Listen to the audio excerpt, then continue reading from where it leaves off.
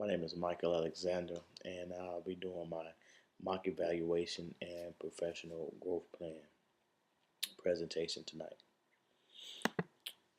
My teacher that I chose to do my mock evaluation is Mrs. Sarah Wasaki. She's a first year teacher in DC Public Schools. She works at the McFarland Middle School. She's a fifth grade teacher and an alumnus of Teach for America. We started the mock evaluation process off with a pre-conference. The pre-conference was very brief. I was able to sit down with Mrs. Wasaki and I asked her the following questions. Question one: what topics will be covered in this observation and how does this lesson relate to previously taught materials? Ms. Wasaki stated that the students will be following specific directions outlining the proper way to make origami paper cranes. The students studied the Japanese legend of Sadako Sasaki. The students scored low on the DC Bass C test, and the strand that the students scored low on was strand 5.IT.DP6, and that strand was interpret details to complete a task, solve a problem, or perform procedures. The lesson allows the students to practice this strand by using tactile learning skills, which made the activity exciting for the students. Question number two is what student and teacher activities are planned. The teacher will give the students a handout about the history or legend of the origami. The students will be paired in small groups and make different types of origamis based on the instructions from the worksheet. Higher level students will be paired with lower level students during this activity.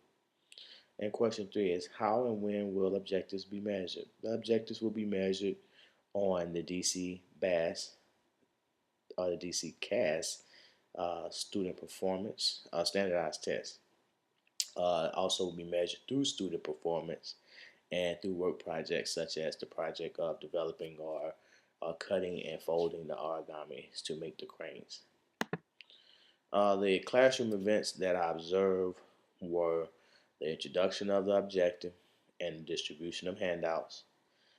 The students were grouped based on ability. Ms. Wasaki, she paired high level students with lower level students. The students were engaged throughout the process and throughout the process of working on the origami. It was a very exciting activity for the students. It was very untraditional. The students they didn't have a book and the paper and pencil and actually doing traditional schoolwork. They were able to stand up at their desks. They were grouped in groups of four. The desks were spread out all over the classroom. Kids were able to kind of maneuver around the class as long as they were uh, walking and focused.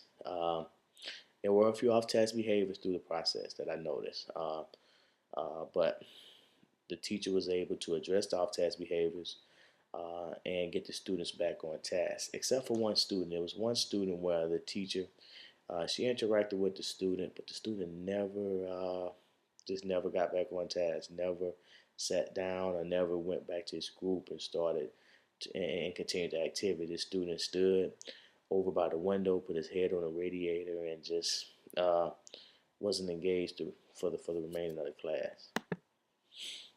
The valuation process that I used throughout my observation was the newly formed DCPS impact system.